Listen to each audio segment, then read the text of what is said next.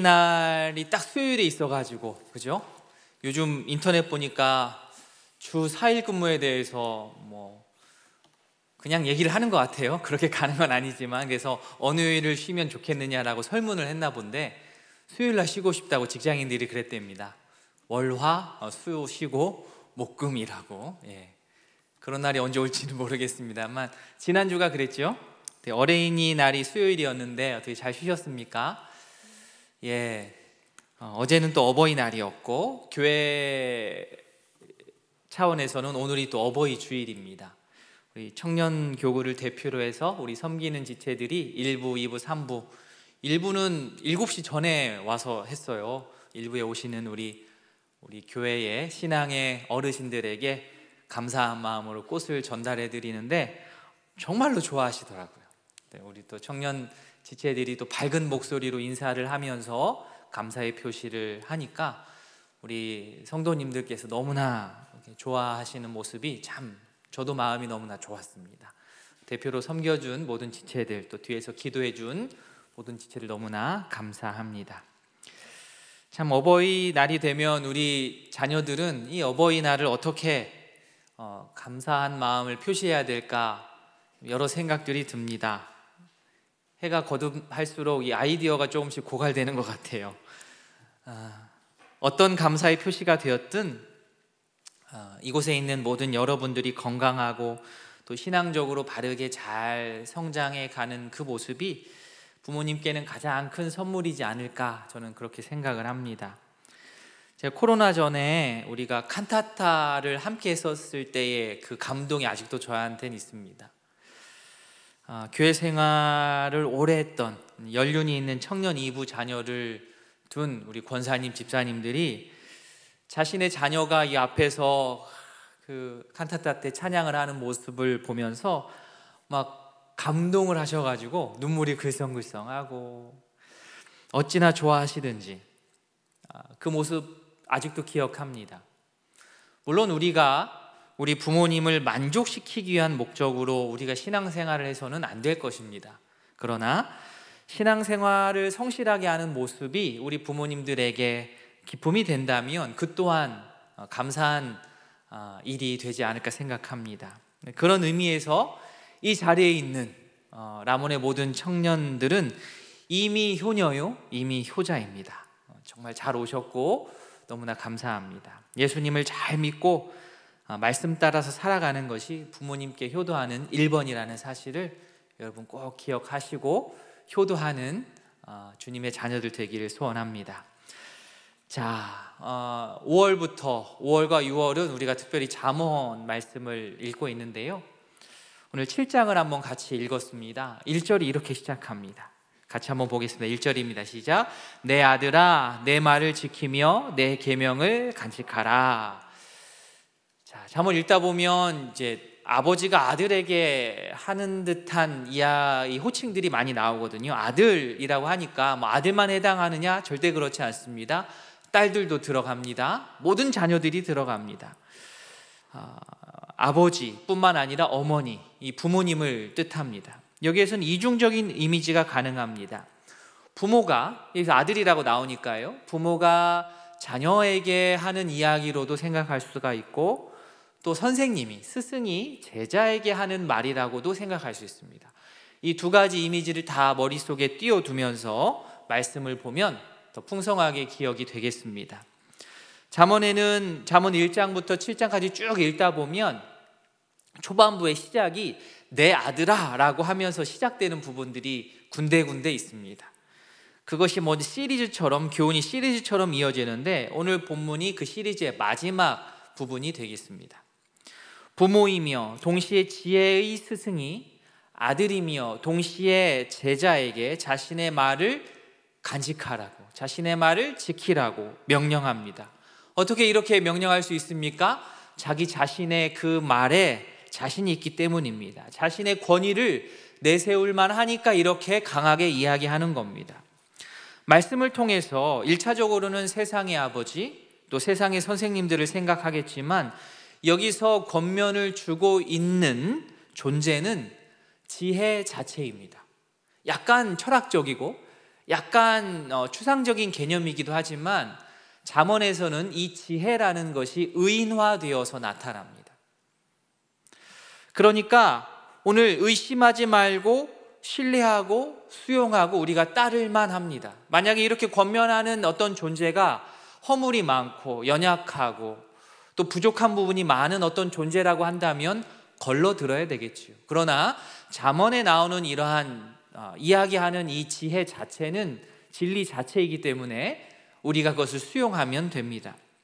사실 우리가 살아가고 있는 이 포스트 모던한 시대에서는 이러한 잠언식의 일방적인 통보, 일방적인 가르침을 받는 것을 그렇게 좋아하지 않습니다. 그렇죠? 우리 청년들에 비해서 그래도 제가 좀 나이가 많은데, 나이가 많은 저도, 여기 서 있는 이 목사도 하물며 이런 식의 어떤 권면이나 명령은 일단은 잠깐 하고 멈추게 됩니다. 그런데 여러분, 아무리 포스트 모던한 시대를 우리가 살아간다 할지라도 여러분, 절대적인 진리마저도 우리가 상대화할 수 있어서는 안 되겠습니다. 바라기는 라몬의 청년들에게 하나님의 은혜가 가득하게 임하고, 그래서 하나님에 대한 믿음이 굳건하게 여러분의 생각과 마음 가운데 자리 잡아서 너무 부대끼지 않고 너무 어렵지 않게 우리에게 이렇게 주어지는, 매주마다 매일마다 주어지는 이 하나님의 말씀의 권위에 대해서 우리가 그것을 좀 편안하게 인정하고 수용하고 신뢰하고 따를 수 있기를 진심으로 소원합니다. 이게 별거 아닌 것 같아도 잘 안 됩니다. 안 되는 일이 많습니다. 하나님의 말씀의 이 권위가 나에게 잘 수용된다고 한다면 그건 정말 하나님의 돌보심이 있는 거예요. 은혜가 있는 겁니다. 방금 읽은 1절의 말씀은 하나님께서 우리에게 주시는 말씀이기도 합니다. 바꿔 얘기하면 이렇지요. 나의 자녀들아, 내 말을 지켜라. 나의 자녀들아, 내 명령을 너의 속에 간직해라. 이렇게 자신 있게 말씀하실 수 있는 분은 바로 우리 아버지, 창조주 하나님이시지 않겠습니까? 자, 이렇게 이 말씀을 하나님으로부터, 지혜 자체로부터 우리가 받았을 때에 그 계명을 간직했으면 그 다음은 그 계명을 지키는 겁니다. 2절 말씀입니다. 우리 2절 말씀 우리 형제들만 한번 읽어볼까요? 형제들만 시작. 내 계명을 지켜 살며 내 법을 내 눈동자처럼 지키라. 자, 계명을 지켜서 산다, 계명을 지켜서 살라라고 합니다. 산다, 목숨이 붙어 있는 것, 사는 것이죠. 그러나 여러분, 목숨이 붙어 있다고 해서 똑같이 사는 것이 아닐 것입니다. 우리 어르신들이 가끔 말하잖아요. 내가 사는 게 아니라고, 그죠? 살아있지만 그게 사는 어떤 의미가 많이 축소될 수가 있습니다. 살아도 죽은 것과 마찬가지의 상태가 가능합니다. 그렇게 사는 것은 궁극적으로 행복하지가 않습니다. 우리의 어떤 육신의 생명이 연장되는 것도 너무나도 고귀하고 중요하고 소중합니다. 목숨이 붙어 있어야 그 다음에 뭘 하니까요. 그러나 그 상태만 만족하고 그 상태에서만 머물러 있어서는 안 됩니다. 정말 참 생명을 향해서 한 발 더 욕심을 내어서 나아가야 됩니다. 인생의 의미를 따라 살아가는 거죠. 나에게 목숨이 붙어 있는데 이 정도, 내가 먹고 사는 부분에 있어서 애를 쓰는 이 정도에서 멈추는 것이 아니라 그 다음 목표, 그 이상의 목표를 욕심을 내는 것이죠. 더 높고 더 충만한 삶을 살아가야 합니다. 그러기 위해서 우리 학생들 열심히 공부하고 중간고사 준비하셨고, 직장인으로서 나에게 주어진 일들을 정말로 잘 해내려고 애를 쓰는 것이고, 신앙인으로서 말씀을 가지고 막 이리저리 고민하고 씨름하며 주님 앞에 나아가는 것입니다. 정말 살기 위해서, 정말 높은 차원의 삶을 살기 위해서 우리가 그렇게 애를 쓰는 것입니다. 계명을 지켜서 더 높은 차원의 삶을 추구하고 살아가기를 오늘 본문의 아버지는, 그리고 스승은, 그리고 하나님께서는 이 말씀을 대하는 우리들에게 요구하고 바라고 계십니다. 본문에서 눈동자처럼 지킨다는 것은 주의 깊게 살펴보고 또 보호하고 유지하는 것을 말합니다. 제자인 우리는 스승의 가르침을 정말 소중하게 알고 받고 지켜나가야 합니다. 그럴 때 학습의 진보가 빨리 일어납니다. 제가 자산오보라는 영화를 봤는데요, 이 두 주인공이 학자인 정약전하고 어부인 창대, 두 사람이 동시에 다 주인공으로 나옵니다. 정약전은 창대에게 물고기에 대해서 배우고요, 또 창대는 정약전에게 성리학과 그 당시에 여러 학문들을 배우는데, 영화를 보고 나서 그런지 몰라도 이 잠언을 읽을 때마다 이 스승과 제자 얘기가 나오면 영화 속에서 이 두 사람의 얼굴이 막 떠올랐습니다. 변요한이 잘생겨서만 그런 건 아닌데 잘생기긴 했더라고요. 여러분, 영화 속에서도 그렇지만 우리도 그렇죠. 몰랐던 것을 알아가고 깨우쳐가고 그러면 사람이 얼굴빛이 바뀌고 이 눈동자가 흔들리면서 안 하던 행동들을 조금씩 하기 시작합니다. 세상을 보는 눈이 변합니다. 그리고 이전까지 내가 가지고 있었던 생각, 찰떡같이 알고 있었던 그것이 아닐 수도 있겠구나라고 물음표를 던지면서 더 높은 차원의 삶을 향하여서 나아갑니다. 예전처럼 그래서 살지 못해요. 알면, 경험하면, 진리를 가까이 하면 예전에 살던 대로 더 이상 살지 못하게 됩니다. 더 높은 차원의 그 삶을 향해서 욕심이 나기 시작합니다. 그런 의미에서 이 영화는 저에게 아주 좋은 영향력을 주었습니다. 2절에서 지켜라 라고 했던 말씀이 3절에서는 아주 시각적으로 구체화가 되는데요, 3절 같이 읽어보겠습니다. 이번엔 우리 자매님들 한번 읽어주실까요? 시작. 이것을 내 손가락에 매며 이것을 내 마음판에 새기라. 아멘. 이것을 내 손가락에 매며 이것을 내 마음판에 새기라.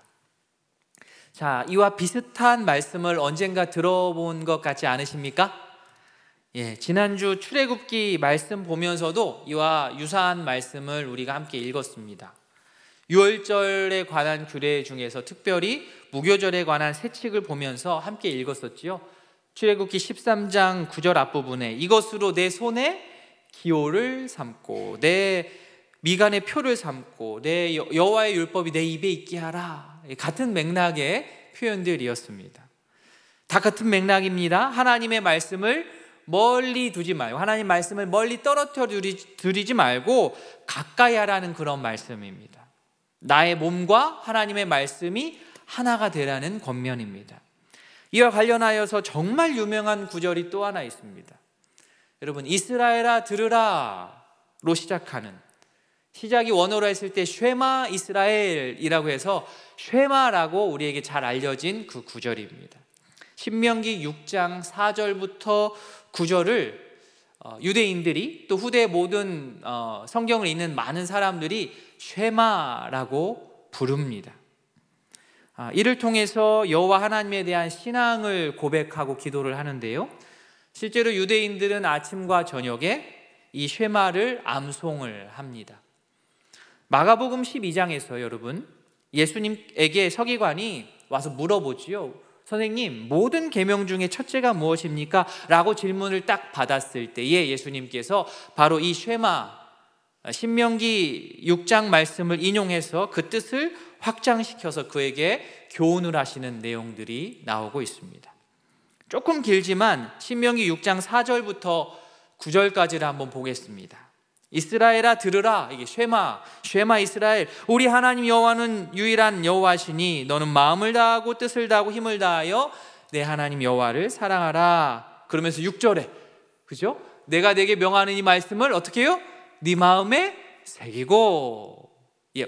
오늘 잠언 말씀도 그렇고 또 복음서에 나오는 말씀도 그렇고 출애굽기에 있는 말씀도 그렇고, 그렇죠?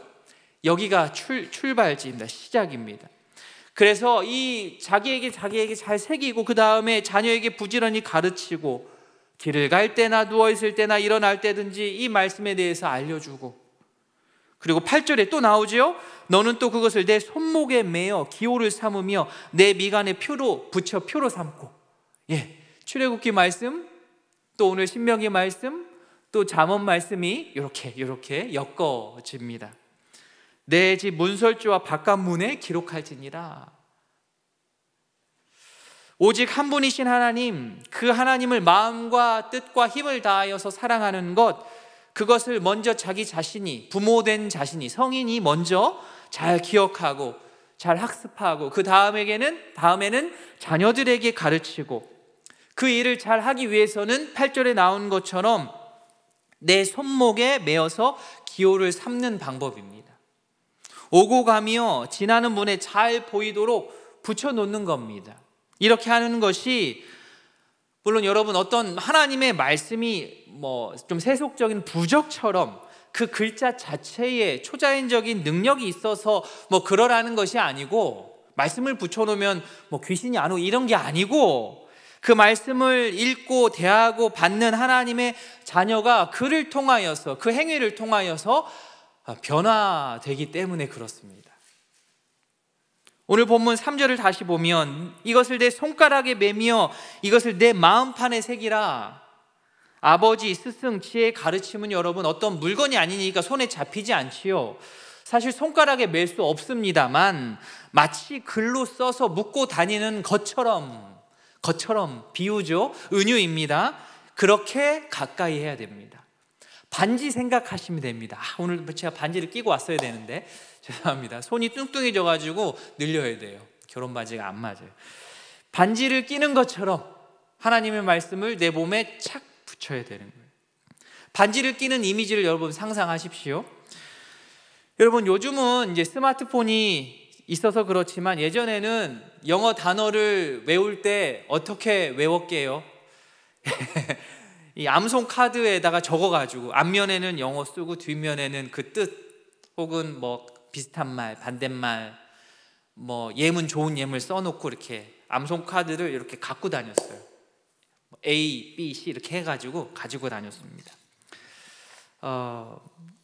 고등학교 때 제가 고2 때부터 기숙사 생활을 했거든요.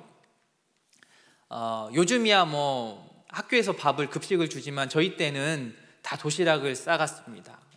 야자까지 있으면 2개씩 싸가고 막 그랬는데요. 기숙사 생활을 하면 좋은 게 도시락을 싸지 않아도 된다는 거. 그런데 이제 아침, 점심, 저녁 3끼를 이제 기숙사 밥을 먹어야 되지요. 학교에서 수업을 하다가 점심시간이 되면 통학하는 친구들은 도시락을 먹고 기숙사생, 그때부터 이 줄임말이 유행했던 것 같아요. 기숙사생을 줄여서 뭐라고 불렀는지 아십니까? 여러분이 생각하는 그거예요. 네, 기생이에요. 기생. 자, 기생 손들어. 그럼 다 돈 손들었어야 돼요. 기생 나가. 그럼 나가야 돼요. 기생부터 밥 먹으면 기생 가서 밥 먹는 거예요. 기숙사생을 기생이로 불렀습니다. 기생이 돼서 밥 먹으러 가면 이게 털레털레 가서 이렇게 서서 친구랑 얘기하다가는 사감한테 그냥 엄청나게 혼납니다. 왜 혼날까요? 지금 그렇게 멀뚱멀뚱 서서 있을 때가 아니라는 거죠. 손에 뭔가 붙어 있어야 돼요. 손에 단어장이 없으면 따로 불려갔습니다. 입시가 너무나 치열했기 때문에 옆에 학교하고 경쟁이 너무 심했기 때문에 어떻게든 성적을 올려야 되는 학교였거든요. 그래서 무조건 이 손에 암기장이 붙어 있었어야 돼요. 줄 섰어요. 밥 먹으러 줄 서러 가는데도. 여튼 좋은 기억은 아닙니다만 왜 그렇게 단어장을 손에 들고 다니는 겁니까? 그 단어가 바깥에서만 존재하는 것이 아니라 나하고 좀 가까이 해가지고 좀 친해져가지고 내가 영어를 쓰고 내가 영어를 해석해야 될 때 어렵지 않게 툭 튀어나올 수 있도록 내 속으로 집어넣기 위해서 영어 단어를 암기장에 써서 갖고 다닌 거죠. 손에 들고 다니는 거예요. 손에 들고 다니는 겁니다. 여러분 야구 중계를 보다 보면, 여러분 야구를 안 보시겠지만 수비를 보는 선수들이 이렇게 한 타자를 상대하고 잠깐 쉬는 시간이 있잖아요. 다음 타자가 오잖아요. 그때 하는 행동 중에 하나가 무엇이냐면 뒷주머니에서 쪽지를 꺼내가지고 이렇게 보고 다시 넣습니다. 이게 뭘까요? 그 쪽지는 상대팀 타자에 대한 전력 분석이 되어 있는 쪽지예요. 그래서 이 타자, 다음에 내가 맞이할 이 타자가 어느 쪽으로 공이 많이 오는지, 또 장타를 많이 치는 선수인지 단타를 많이 치는 선수인지 번트를 많이 하는 어떤 선수인지를 알고 그곳으로 준비하고 수비 시프트를 거는 겁니다. 텍사스에서 지금 양현종이 잘 던지고 있다고 하더라고요. 미국 간 지 얼마 안 됐을 때에 타자에 대해서 잘 모르잖아요. 낯설지 않습니까? 투수인데도 뒷주머니에서 꺼내가지고 이렇게 보고 던지더라고요. 이 쪽지를 보고 이렇게 던지는 그 모습, 왜 그렇습니까? 그렇게 하는 것이 자기에게 유리하니까 그렇게 하는 겁니다. 그렇게라도 내가 알고 싶은 거죠. 공략하고 싶은 겁니다. 여러분, 손가락에 매는 것은 외적인 표시입니다. 중요해요. 그런데 마음판에 새긴 것은 내적인 표시입니다. 이 두 가지가 박자가 잘 맞으면서 진도가 잘 나가면서 이게 잘 돼야 되는 거예요. 아무리 여기에다가 착하게 살자 문신을 해도 그게 정말 내 내면에 착하게 사는 것으로 각인되는 데까지 나가야지. 열 손가락에 반지를 하나님의 말씀으로, 그죠? 창세기, 출애굽기, 레위기를 반지를 66개를 끼고 다닌다 할지라도 그게 내 마음판에 새겨지지 않는다면 그건 정말로 안타까운 일일 것입니다. 두 가지 다 잘해야 돼요. 그냥 나는 이런 거 필요 없어, 저절로 나는 마음속에 다 새길 거야. 사람 그렇게 잘 되지 않습니다. 여러분, 제가 훈련에 대해서 설교를 하고 강조할 때 말씀드렸던 개념 중에 하나가 그겁니다. 예수님께서 왜 한 번에 효율적일 것 같은데 한 번에 한 10,000명, 20,000명 모아놓고 카리스마 있게 아주 큰 집회를 몇 번 하시면 다 제자들 될 것 같고 복음이 전해질 것 같은데 왜 예수님은 평생에 걸쳐서 12명의 제자들에게만 집중하셨을까? 그 얘기에서 핵심 중에 하나가 무엇이었냐면, 그렇게 해야 하나님의 말씀이 내면화되기 때문에 그렇다라고 제가 말씀을 드렸어요. 아무리 교회가 부흥하고 아무리 교회가 커진다 할지라도 소그룹은 교회 사역에 있어서 핵심이라는 겁니다. 그렇게 해야 말씀이 내면화가 잘 되기 때문입니다. 아무리 멋지고 대단한 말씀이 공중에서 계속 울려 퍼진다 할지라도 그 말씀이 나에게 들어와서 내 몸의 일부가 되지 않으면 정말로 큰 의미가 없기 때문에 그렇습니다. 우리 라모네 청년들 책 많이 읽으십니까? 예. 코로나 시기에, 그죠? 혼자 있는 시간 많으니까 책 많이 읽으셨으면 좋겠어요. 책을 읽고 그냥 넘기지 마시고 여러분 꼭 독서 노트를 하십시오. 여러분만의 독서 노트를 만드시기를 추천합니다. 한쪽에 메모도 하시고 한쪽에 옮겨 적고 자기 생각을 한 줄이라도 적으십시오. 독서 노트 젊은 시절부터 잘 쌓아 나가면 여러분이 어떠한 직업을 택하든지 간에 정말로 큰 무기가 될 겁니다. 아주 인생에 있어서 지혜로운 길잡이가 될 것이라 저는 확신합니다. 저는 꼭 권면드리고 싶어요. 더불어 일반적인 책뿐만 아니라 여러분 그 독서 노트에 하나님의 말씀도 조금 적어주셨으면 좋겠어요. 말씀을 읽다가 또 주일에 이렇게 저와 함께 말씀을 나누다가 기억나는 또 밑줄 친 구절이 있다고 한다면 옮겨 적고, 큐티하다가 또 따로 기억하고 적어놓고 다시 복습하고 이 한 구절 한번 암송하고 싶은 구절 있으면 적어놓는 겁니다. 그게 디지털이 됐든 아니면은 일반 종이가 됐든 어떻게든 적어서 옮겨 놓으시기를 바랍니다. 그 한 구절 한 구절을 여러분 지금부터 모아 나가시면 여러분의 인생은 분명히 달라도 달라질 것입니다. 손글씨도 좋은 시도인 것 같아요. 캘리그래피도 좋습니다. 손글씨로 그 구절을 적어서 여러분 책상 앞에, 싱크대 앞에, 화장실 앞에 붙여 놓아 보십시오. 그 노력에 비례하여서 그 말씀이 우리 마음판에 새겨질 그 빈도와 확률도 훨씬 더 증가할 것이라 저는 확신합니다. 자, 아버지이자 스승 또 아들이자 이 제자에게 계속 권면을 하는데요. 첫 번째는 이렇게 반지의 이미지였다고 한다면 이번에는 다른 이미지가 하나 더 등장하지요. 이번에는 결혼에 대한 은유입니다. 결혼. 반지하고 결혼 또 이어지네요. 우리 4절 말씀 같이 읽어보겠습니다. 4절입니다. 시작. 지혜에게 너는 내 누이라 하며 명철에게 너는 내 친족이라 하라. 아멘. 지혜를 향하여서 내 누이다라고 하는 것은 그만큼 친밀하게 지내라는 말입니다. 가까이 하라는 거죠. 여기서 누이는 우리 한국말로 보면 여자 형제를 일컫는 누나가 먼저 생각이 나실 텐데요. 원어적으로 좀 더 살펴보면 여성의 형제 이게 아니라 신부 쪽에 더 가까운 말이라고 합니다. 그래서 제가 결혼이라는 은유를 말씀을 드렸습니다. 여러분, 부부관계지요. 가장 진실된 사랑을 나누어야 할 관계가 바로 부부관계 아니겠습니까? 이렇게 해서 지혜가 의인화되는 겁니다. 지혜를 가까이 해야 되는데, 지혜를 마치 내가 사랑하는 애인을 가까이 하듯이, 내가 사랑하는 남편을, 내가 사랑하는 아내를 가까이 하듯이 찾고 추구하고 따르고 곁에 두고, 지혜 사랑의 표현이 바로 이 구절입니다. 두 번째 행도 같은 의미입니다. 명철을 향해서 내 친족이야, 친한 척 하라는 거지요. 그만큼 가까이 하라는 것입니다. 제자가 지혜를 사랑하고 가까이 하는 것은 남편이 아내를, 아내가 남편을 사랑하는 것과 같이 인정과 또 명예 그리고 기쁨을 가져다 줍니다. 아들이 제자가 또 지혜와 갖는 이 관계는 마치 아내를 아는 것처럼, 친구를 아는 것처럼 매우 인격적인 그러한 일입니다. 지혜를 집중해서 사랑해야 될 이유가 마지막 5절에 나오는데요, 우리 지혜를 이렇게 추구하고 가까이 해야 될 이유, 5절 말씀 마지막으로 읽겠습니다. 시작. 그리하면 이것이 너를 지켜서 음녀에게, 말로 호리는 이방 여인에게 빠지지 않게 하리라.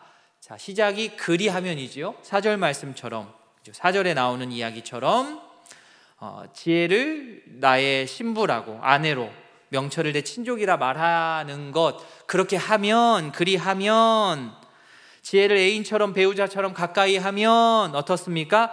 음녀, 말로 호리는 이방 여인으로부터 자신을 보호할 수 있게 됩니다.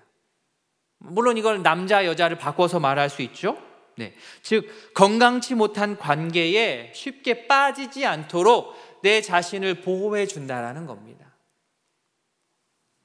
남녀관계, 또 결혼관계를 비유로 해서 설명을 해주니까 느낌이 더 빨리 오지 않습니까? 지혜는, 오늘 말씀에 나오는 이 지혜는 아들을, 제자를, 딸을 지켜주는 보호자입니다. 적합한 관계를 넘어선 어떠한 여성의 부드럽고 띄워주는 말의 위험에 빠져들지 않도록 지혜를 아내처럼, 남편처럼 가까이 해야 할 필요성이 우리 가운데 있는 것입니다. 우리 람원의 사랑하는 청년들, 무엇을 가까이 하고 계십니까? 또 앞으로 무엇을 가까이 하기를 원하십니까? 누이 지혜를 가까이 하시겠습니까? 아니면 나를 넘어뜨리려고 호시탐탐 기회를 엿보고 있는 음녀, 또 음남이라고 할까요? 음남을 또 가까이 하시겠습니까?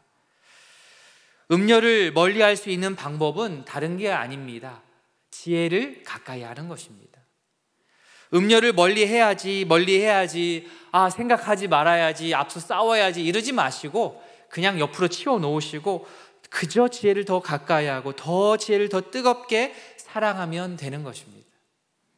불의하고 부정한 것을 멀리할 수 있는 방법은 정의롭고 올바른 것을 가까이 하고 정의와 올바른 것을 계속 추구하며 나아가는 그러한 인생인 것입니다. 람원의 청년들, 바라기는 하나님의 말씀을 가까이 하시기를 진심으로 소원합니다.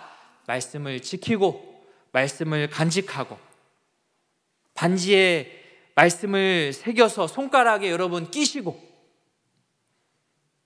반지 맞출 수도 있겠죠. 어떤 상징적인 의미에서, 그렇죠? 2021년 5월 해가지고 잠언 7장 해가지고 딱 반지 맞출 수도 있겠죠. 필요하면 그것도 좋다고 생각을 합니다.